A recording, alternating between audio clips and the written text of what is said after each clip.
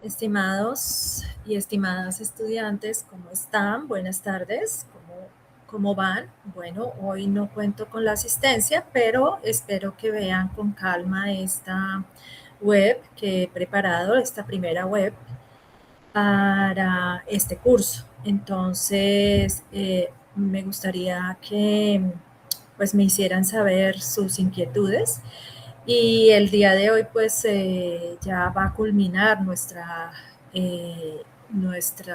primera actividad, entonces me gustaría reforzar algunos conceptos alrededor de esta primera actividad y por supuesto de lo que espera para nuestro curso, lo que nos espera para este curso. Entonces voy a compartir la pantalla para comentarles esta información. Bueno, permítame.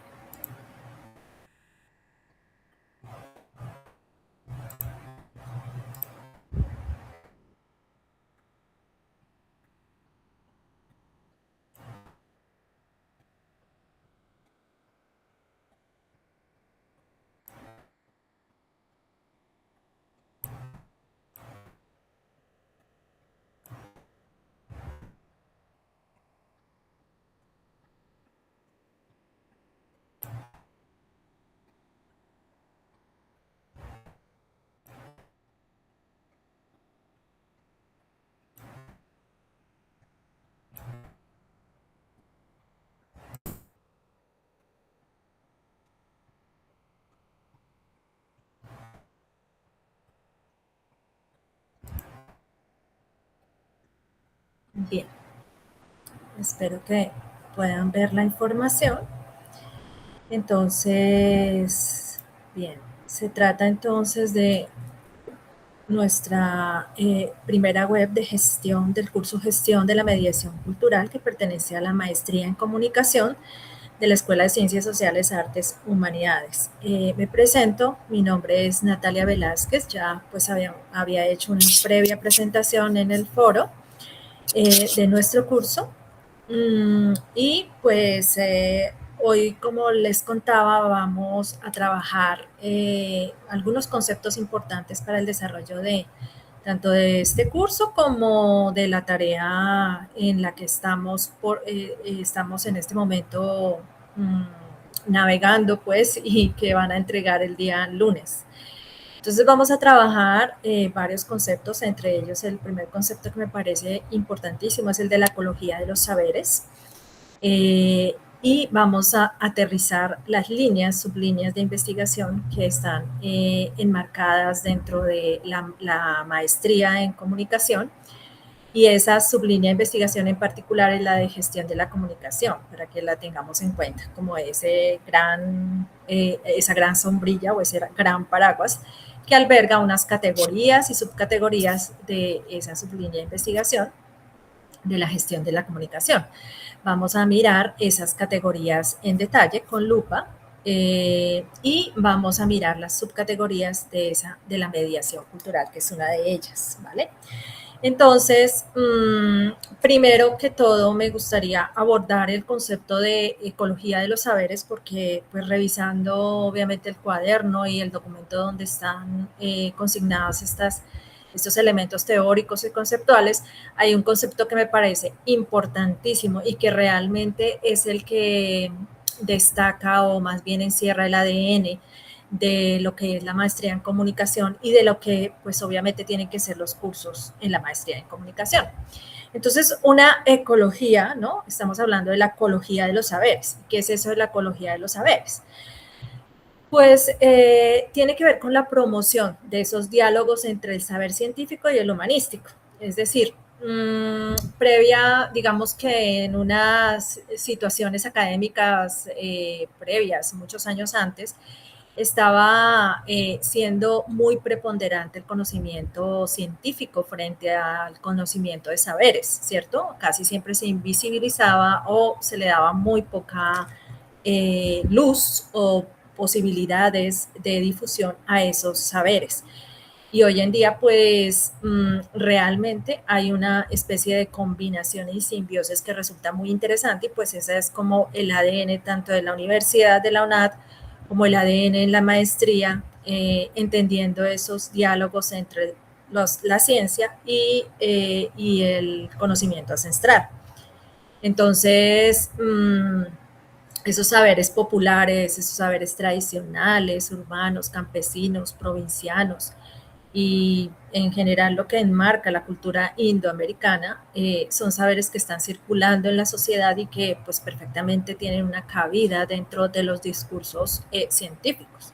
De esta manera la universidad pues recupera ese conocimiento que es un no científico y que ha sido pues de alguna manera eliminado o invisibilizado y que pues ya lleva un bastante periodo favoreciendo más bien la injusticia social y en lugar de la cognitiva, ¿no?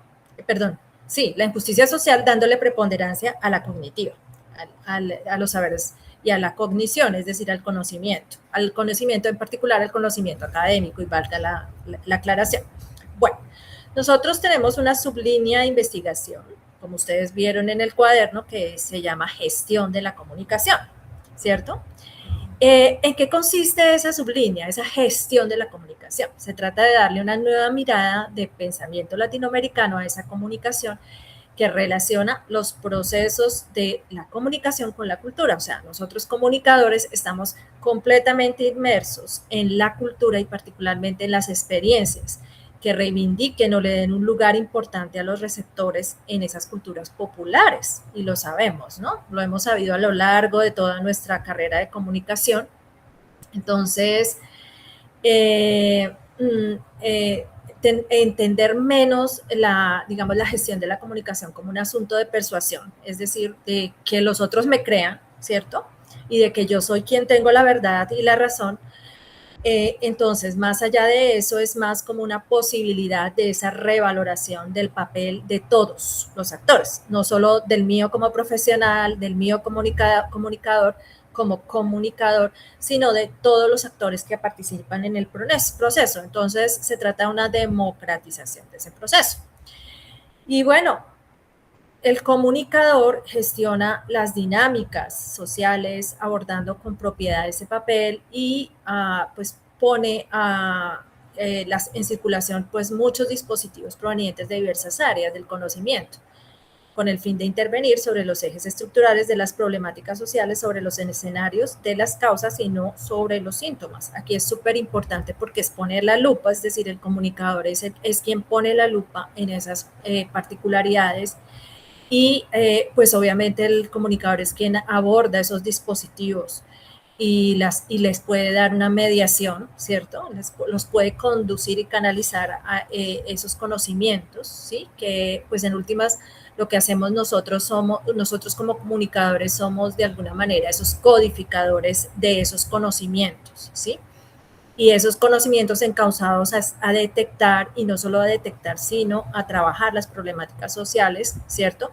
Pensando en las causas, investigando las causas y no solamente los síntomas, precisamente para que haya un proceso de investigación y un proceso, digamos, de intervención duradero y eficaz, ¿no? Entonces, en eso consiste, pues, realmente, en eso consisten los procesos investigativos.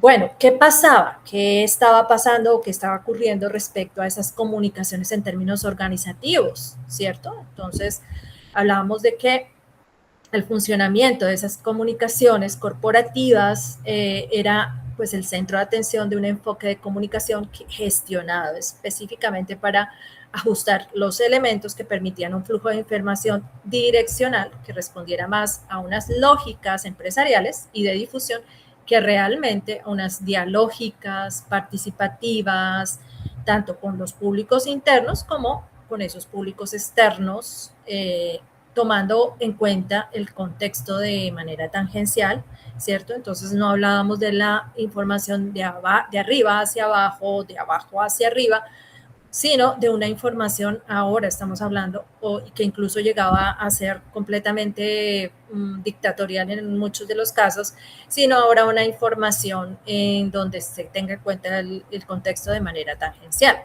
¿cierto?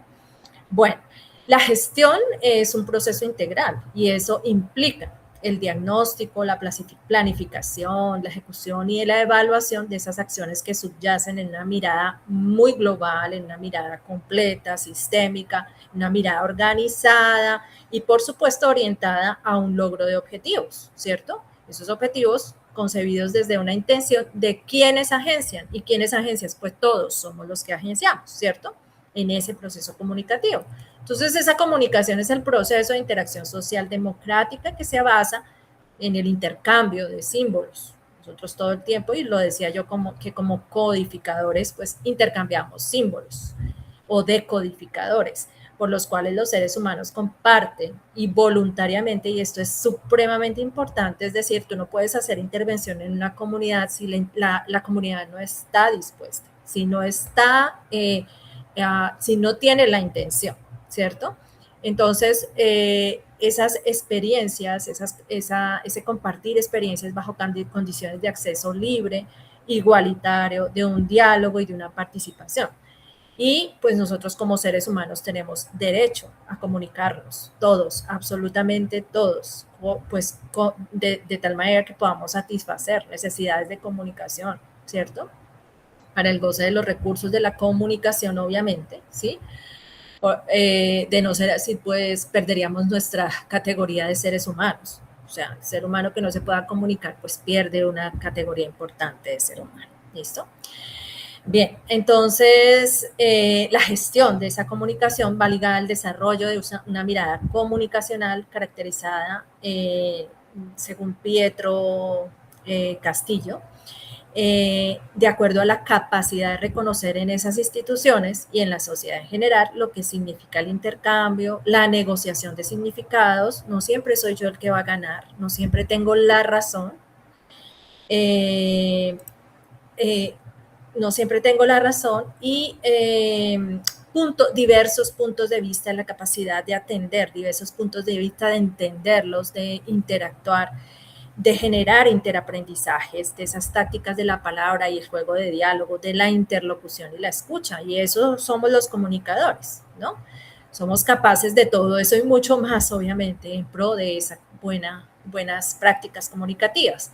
Todo esto a través de las relaciones presenciales o bien mediadas por recursos verbales, visuales o verbales visuales, y todo lo que nosotros manejamos en torno a esas mediaciones, ¿cierto? Y lo que posibilitan hoy las tecnologías de la información y de la comunicación, indudablemente que es un campo bastante avanzado en donde cada vez hay más medios, más y mejores medios que me permitan ese acceso, ¿no? Bueno, con respecto entonces a ese entendimiento, con miras más bien al entendimiento de los factores y condicionantes que limitan y posibilitan, y yo tengo pues obviamente una labor importante como comunicadora de entender qué es lo que limita, qué es lo que está limitando o posibilitando el ejercicio, qué es lo que está generando realmente en entornos comunicativos esas brechas o esas problemáticas y de qué manera puedo gestionarlo, bien sea en la gestión educativa, en la gestión cultural, entendiendo esas complejidades y esa diversidad de posibilidades, ya lo había mencionado.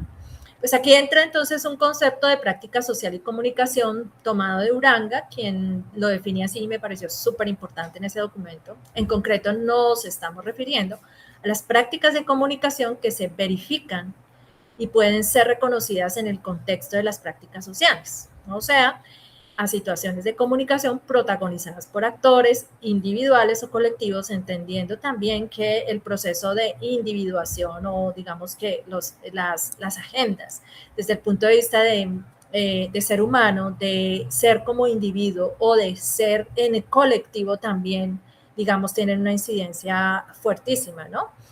Que están en permanente dinámicas y situados en proyectos, en organizaciones, en instituciones, en comunidades, pero al mismo tiempo, pues queremos significar que la comunicación no se agota en esa realidad, sino que atraviesa pues todos los espacios de nuestra vida y como sujetos en esa sociedad, ¿no?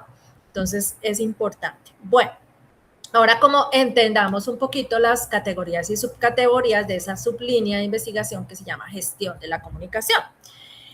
Dentro de esas categorías de la sublínea tenemos 3 que están citadas en el documento. Entonces, hay una primera categoría que es ciudadanías comunicativas, que tiene, pues, por supuesto, sus características, y allí en el documento está súper explicada. Hay una siguiente subcategoría, una siguiente categoría que es educomunicación, y hay una que es donde nos centramos nosotros, ¿cierto? Que es la que estamos tomando nosotros en nuestro curso, precisamente por tratarse de la mediación cultural, es pues esa, la mediación cultural, ¿listo? De la gestión de la mediación cultural. Entonces, entendamos qué es la mediación. Entonces, se trata de la gestión de la comunicación, ¿cierto? Que implica el reconocimiento de realidades sociales, que esas realidades no son fáciles de abordar, ¿no? Son complejísimas. Y en esas realidades participan sujetos con diferentes capacidades de poder, de incidencia sobre el estado de las cosas, ¿sí? O hacia, bien sea, por ejemplo, generando un proceso de transformación social, ¿cierto? Mediante una agencia política que lucha por la democracia. Por tanto, estas acciones comunicacionales, desde donde se quiere afectar dicho contexto, han de dar valor a lo existente como un hecho histórico construido y a los deseos de futuro en los que se quiere estar, es decir, esta comunidad quiere estar, o en este caso, aquí no veo bien, creo que tengo que mover un poquito. Disculpen. En este caso, bien, entonces, respecto a buscar esos cambios de los hechos históricos y los deseos de futuro, ¿cierto? Lo que se quiere provocar en torno a esas mediaciones. Entonces, fíjense que pues nuestro papel en la comunicación es un papel en donde yo les decía, sabemos de todo un poco, sabemos dónde encontrar, ¿cierto? Dónde encontrar no solo la información, sino los saberes, porque estamos tan empapados de cultura que podemos determinar en muchos casos cuando los profesionales o las áreas profesionales pueden estar interviniendo en una práctica social, en un proceso social como es el que yo voy a abordar. Entonces, no somos profesionales en todas las áreas, no somos psicólogos, no somos sociólogos, no somos antropólogos, pero sí sabemos dónde se encuentran estos saberes, ¿cierto? De tal manera que me puedan nutrir el proceso comunicativo. Eso es súper importante porque yo soy el mediador ahí como comunicadora, ¿listo? Entonces encontramos unas subcategorías de esa categoría de mediación cultural de la que estábamos hablando, y encontramos la siguiente. Son 7 subcategorías, es decir, en el documento se pedía o se pide más bien que ustedes determinen en su grupo social, el que van a intervenir, determinen en qué áreas de estas, en qué subcategorías de estas quieren ubicar su proyecto. ¿Listo? Es posible, chicos, chicas, que trabajen 2 o más áreas. ¿Listo? Porque muchas de estas, si van a notarlo en su definición, son, digamos, de alguna manera se parecen mucho o tienen identidades similares. En este caso, por ejemplo, los derechos culturales tienen que ver con, es decir, desde el punto de vista comunicacional, recordemos que no estamos hablando de psicología, no estamos hablando de antropología, no estamos hablando de sociología, no estamos hablando de prácticas culturales, ¿cierto? En general, sino que estamos hablando de las prácticas comunicacionales, es decir, en la tarea de la comunicación, en este caso, se incrementaría la información, la defensa y la promoción de esos derechos culturales, ¿cierto? Y garantizando que las personas y las comunidades tengan ese acceso, ¿sí? A esa cultura, conozcan los derechos, puedan participar activamente, ¿cierto? Pensando, por ejemplo, en temas como la diversidad, la afirmación de diferencias étnicas, religiosas, opción sexual, generaciones, género, en fin. Hay, digamos, unas temáticas amplias que ustedes pueden empezar a abordar y que seguramente estarán tocándose, de pronto sí, de pronto no, en sus comunidades, las comunidades que eligieron. Bueno, a ver si me permite ampliar esta pantalla, espero que estén visualizándola. Bueno, la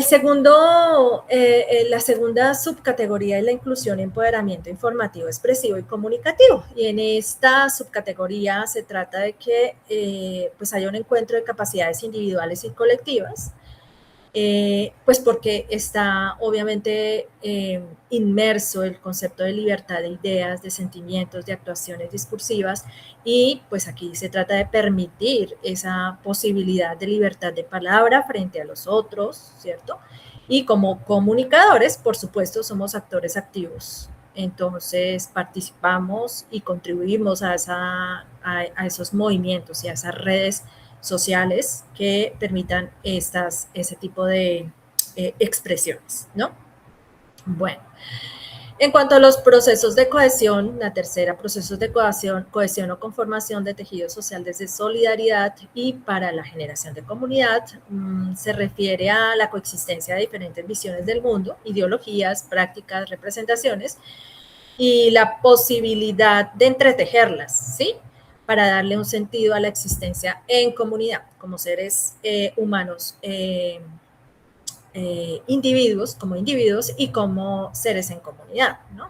Entonces se trata de esa cohesión, de esa conformación de tejido social y de qué manera sus proyectos o digamos, la detección de las problemáticas en sus comunidades pues encuentran un poco el trabajar estos procesos de cohesión, también es posible, ¿no? Bueno, la cuarta de ellas de esas categorías, es la afirmación de identidades y subjetividades individuales, colectivas, la interculturalidad y el reconocimiento de las diversas expresiones en perspectiva comunicacional. Desde lo comunicacional se fortalecen las redes de relaciones que dinamizan las subjetividades, las intersubjetividades, la protección de la vida y el cambio social. ¿Listo? Bueno, entonces, pues muy parecida a la anterior, a raíz de esta idea de fortalecer esas redes de relaciones, ¿cierto? Proteger la vida y el cambio social, por supuesto. Bien, los lenguajes, los discursos y los simbolismos, importantísimo. ¿Por qué? Porque son lenguajes que a veces no son oficiales y se callan, son callados, ¿no? Y se encuentran fuera del mercado lingüístico y por el hecho de encontrarse fuera del mercado lingüístico no se visibilizan o se les da una muy poca voz, una voz muy queda, pues una voz muy bajita, lo dijéramos así, pero que pues obviamente producen unos discursos, unas estéticas, formas diferentes de significar y jugadas simbólicas que pues nos permiten entender un contexto importante de esa comunidad, de esas particularidades simbólicas, por ejemplo, lo mítico, lo religioso, lo expresivo, y pues que generan obviamente nuevas redes de relaciones sociales, especialmente dándole voz a esos grupos excluidos, a los grupos marginales o grupos emergentes, ¿sí? Que pues no se encuentran dentro del circuito de la expresión verbalizada o impuesta en el campo social, ¿no? Bueno, la sexta categoría es la más mediación, y aquí es importante entender cómo los medios masivos de comunicación han generado, digamos, unas lecturas, unos condicionamientos desde el punto de vista de lo que sí se puede establecer como consumo de medios masivos y lo que no. Y pues habría que replantear cómo se consumen de otra manera o cómo se pueden generar relaciones de estos medios masivos, no necesariamente desde el orden de lo que se está trabajando hoy en día como medio masivo más media, ¿cierto? Entonces, miramos cómo se comportan las audiencias y miremos cómo de alguna manera se puede empezar a innovar frente a estos procesos de construcción de relaciones con los medios masivos de comunicación. ¿Listo? Y la séptima categoría serían los aprendizajes y saberes vitales. Aquí el rol del comunicador en esas comunidades que reclaman, pues obviamente conocimientos, aprendizajes, visibilización, es el rol de un educador que pues no solo devuelve la esperanza, sino que contribuye a generar confianza, a recuperar y construir colectivamente nuevos saberes para la vida en comunidad que educa esa mirada sobre la convivencia y sobre la vida misma en un diálogo que potencia la diversidad. ¿Listo? Bueno, mis chicos, chicas, entonces, ¿en qué estamos? Nuestro curso tiene 5 fases, como lo pudieron leer en el sílabus. En la fase 1, que es donde estamos, se trata de contextualizar una problemática social comunitaria de acuerdo a esas sublíneas que acabamos de conversar. Y se trata entonces de encontrar dentro del, pues ahí en el anexo está como una información un poco general, pero de lo que se trata es que ustedes además le den se estudien o investiguen muy bien las características de ese contexto social comunitario seleccionado para el diagnóstico y no solamente anexen fotografías, sino que expliquen las fotografías, que expliquen el contexto, ¿cierto? Y expliquen obviamente la problemática, pero recuerden, en torno a alguna de estas sublíneas. Recuerden que somos comunicadores, no somos antropólogos, sociólogos ni psicólogos. Luego, unas problemáticas que tienen que ver con las enfermedades mentales son inherentes al psicólogo, pero una problemática con la comunicación que se da, ¿cierto? En torno a adultos y adolescentes, ¿cierto? Pensando en las enfermedades mentales, obviamente ya está involucrando a los comunicadores y está involucrando procesos de investigación en esta maestría que tienen que ver con esas condiciones de generar aperturas, digamos, mucho más democráticas y empezar a mirarse como los medios masivos, como la comunicación, como mi papel como comunicador de alguna manera puede cambiar o puede generar procesos de, digamos, de atención a estas comunidades. ¿Listo? Bien.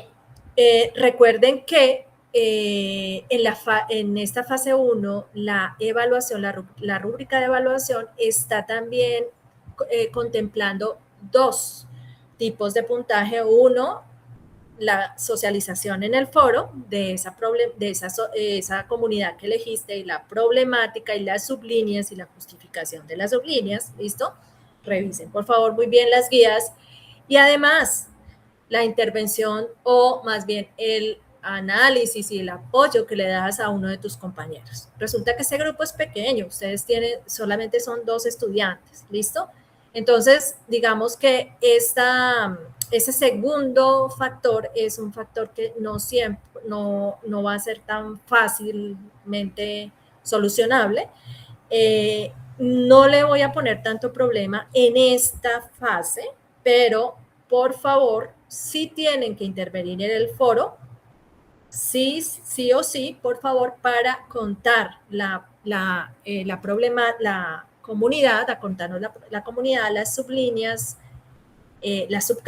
sublíneas, las subcategorías, perdón, la problemática de esa comunidad y la investigación que han venido desarrollando. La fase 2 es la fase 2 de diagnóstico y planificación de esa mediación cultural. Ya una vez que tienen ustedes su grupo, identifican la problemática, pues empiezan a aplicar, ¿cierto? Métodos de diagnóstico y planificación de esa mediación en la fase 3, que más o menos empieza el 11 de mayo. Ahí tenemos nuestra siguiente segunda web conferencia en donde ya puedo yo con calma hablar de ese diagnóstico, de lo que ustedes desarrollaron en términos del diagnóstico, de la planificación, corregirlo y además contarles cómo implementamos y ejecutamos esa mediación cultural. La fase 3 y la fase 4 son importantes, bueno, todas las fases obviamente, pero en la fase 3 me parece súper importante esta webconferencia para pues podernos situar, ¿no? Después, en la fase 4 ya evaluarás y sistematizarás esa mediación cultural, entonces se aplican instrumentos y demás para realizar esa evaluación. Y finalmente, en la fase 5, tú creas un informe de esa intervención. O sea, sí o sí tienen que ir a campo, sí o sí, es decir, elijan la comunidad en donde puedan estar cómodos, 1, 2, importante que la comunidad exprese necesidad de tenerlos a ustedes, no que ustedes expresen necesidad de utilizar la comunidad. Dilas con eso es completamente diferente, ¿no? Entonces debe haber, repito, debe haber un proceso bastante respetuoso de lado y lado en términos de esas intervenciones. Entonces elige tu comunidad, que es una comunidad que de pronto a la que puedes pertenecer, incluso sería muy interesante porque ya sabes las dinámicas de esa comunidad, ¿listo? Además de ello, pues la idea es generar realmente digamos, unos estudios que sirvan y no sean simplemente la intervención y elegir, por ejemplo, antecedentes en esa comunidad. Por ejemplo, ustedes van a buscar las intervenciones que agentes externos le han hecho a esa comunidad en torno a una problemática similar a la que ustedes están planteando o en torno a el tema parecido al que ustedes están planteando, ¿listo? Porque a la comunidad hay que entrar a investigar sabiendo estos antecedentes. A veces nos encontramos con comunidades que están estresadas, cansadas de los procesos interventorios externos y que no se ha hecho nada, ¿no? Y no queremos eso, realmente queremos hacer digamos, una muy buena labor para generar, pues, obviamente unos muy buenos frutos en torno a esas intervenciones. Entonces, esos son como los consejos que les doy. Cualquier duda que podamos tener, por supuesto, están los medios de comunicación disponibles y entonces, pues esperaré esas preguntas o inquietudes a partir del correo o o en el correo, bien sea correo interno o correo institucional, o allí en los foros, en mi Teams también puede, o en el grupo de Teams que creé, obviamente como grupo, entonces también voy a difundirles esa dirección del grupo para que ustedes puedan intervenir allí. Mis chicos, chicas, entonces un gran saludo y espero que pues puedan mirar esta información con calma, puedan revisar también su entrega previo a la entrega, revisar de lo que hablamos y de lo que conversamos para que puedan ustedes hacer su entrega y logren mejor puntaje, obviamente, y a conciencia. Entonces, muchas gracias y pues estaremos conversando. Me despido, hasta luego.